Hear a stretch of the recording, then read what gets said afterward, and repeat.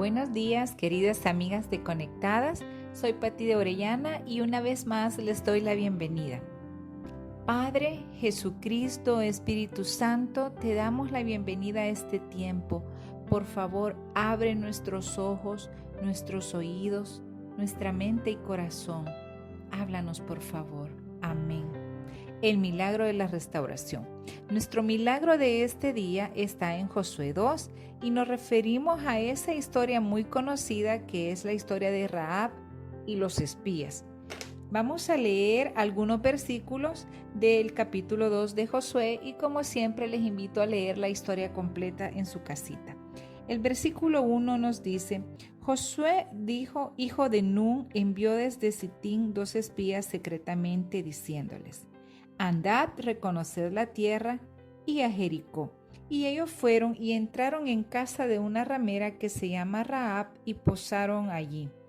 Sé que Jehová os ha dado esta tierra, esto se los dice Rahab, porque el temor de vosotros ha caído sobre nosotros y todos los moradores del país ya han desmayado por causa de vosotros, porque hemos oído que Jehová hizo secar las aguas del Mar Rojo delante de vosotros cuando salisteis de Egipto y lo que habéis hecho a los 2 reyes de los amorreos que estaban al otro lado del Jordán, a Sehón y a Og, los cuales habéis destruido. Oyendo esto ha desmayado nuestro corazón, ni ha quedado más aliento en hombre alguno por causa de vosotros, porque Jehová vuestro Dios es Dios arriba en los cielos y abajo en la tierra. Os ruego pues ahora que me juréis por Jehová, que como he hecho misericordia con vosotros, así la haréis vosotros con la casa de mi padre, de lo cual me daréis una señal segura. Vemos entonces, todos conocemos esta historia y sabemos que Josué manda 2 espías para reconocer cómo estaba la tierra y la ciudad de Jericó, porque tenían que tomarla, tenían que conquistarla, pero necesitaban saber cuál era la condición de sus pobladores. Para sorpresa de los espías, bueno, ellos se van a refugiar, más bien llegan a la casa de Rahab, por ser una casa pública, se puede decir, ya que era la casa de una ramera y pues cualquier hombre podía entrar o salir de allí, que era como algo normal. Entonces era como una estrategia para llegar de bajo perfil a aquella ciudad y poder hacer su cometido, que era pues investigar. Estando ahí, para sorpresa de ellos, esta mujer les empieza a describir cuál era la situación emocional del pueblo, porque el pueblo estaba angustiado a causa de ellos. Pero hay algo interesante, esta mujer que no era parte del pueblo de Israel, que aparentemente no conocía de Dios y no había experimentado lo que los israelitas habían experimentado desde la salida de Egipto, esta mujer estaba describiendo realmente el problema de Jehová de los ejércitos, del Dios de Israel. Ella estaba describiendo quién era ese Dios poderoso. Es impactante saber cómo esta mujer estaba tan confiada en el poder del Dios de un pueblo que no conocía, de un Dios que no conocía. Ella había escuchado las maravillas que Dios había hecho a favor de los israelitas y lo que le había hecho a aquellos 2 reyes amorreos que se habían opuesto al pueblo de Dios.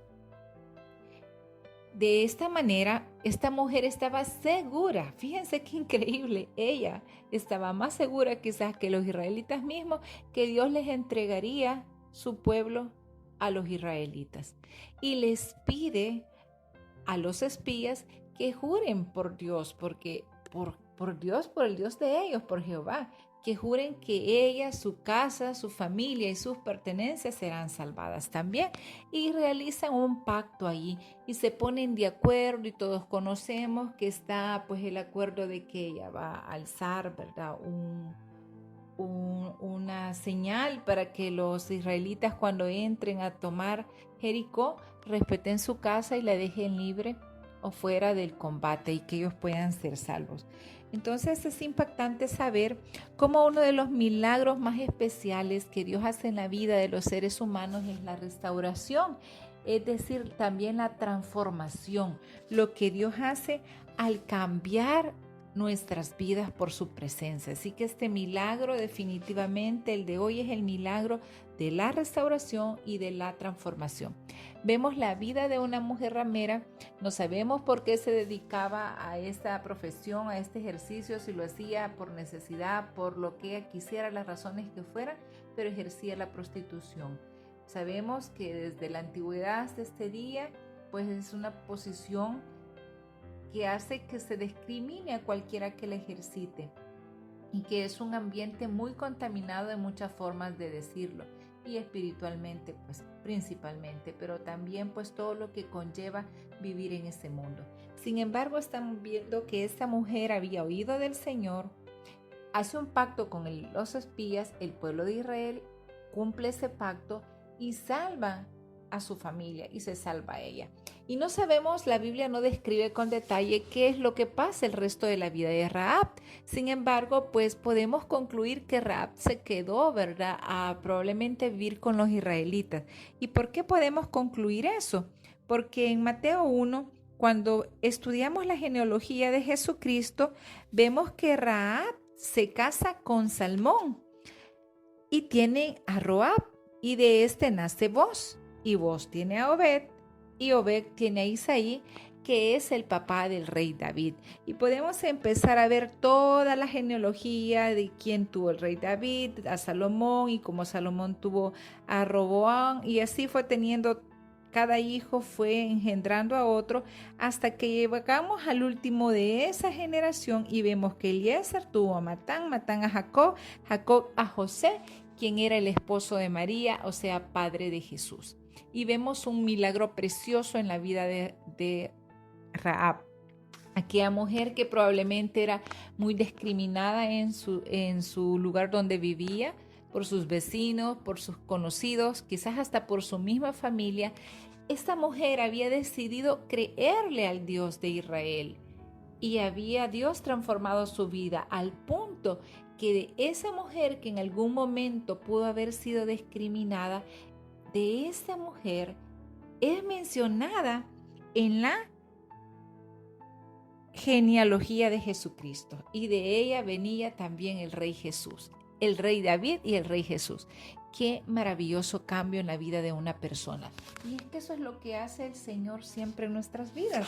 Vemos cómo Dios no solo la cambia a ella, vemos cómo Dios cambia a María Magdalena, que también es otra mujer que ejercía la prostitución, pero también vemos a otras personas transformadas. Vemos a Saulo, que era perseguidor de la iglesia, maltratador de aquellos que creían en Cristo, y luego vemos al nuevo Pablo, aquel hombre amante de Jesús, capaz de darlo todo, capaz de dar su propia vida porque el evangelio de Cristo se extendiera.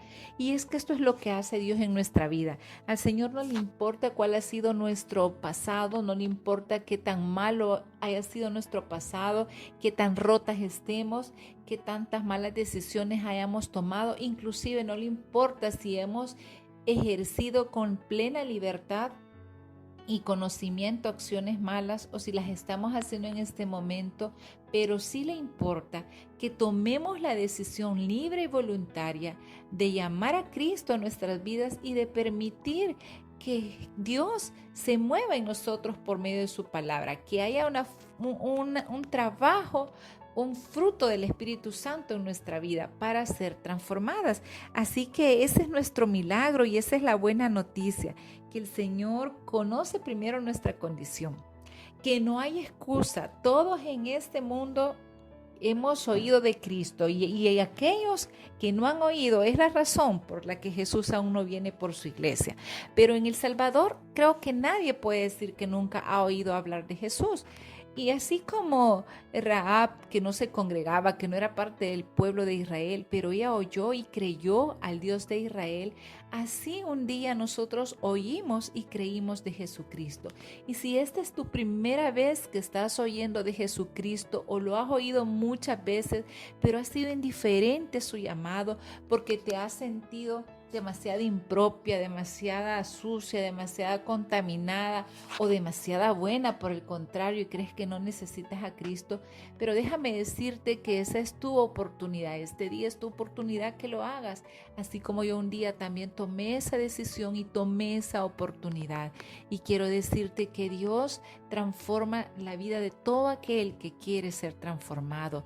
Y esta historia tal vez la consideres que es muy extrema porque tomé como ejemplo a Rahab, que era una ramera. No me importa realmente lo que ella era, me importa lo que llegó a ser. ¿Por qué decidí tomar a Rahab?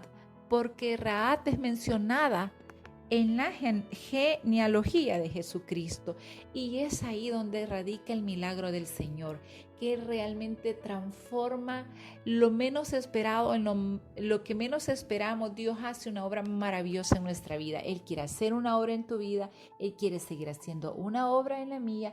Lo único que necesitamos es darle permiso. Bueno, hemos terminado, hemos llegado al final de este programa, pero recuerda que no hay mejor manera que estar conectada con Dios que a través de Jesucristo. El Señor te siga bendiciendo.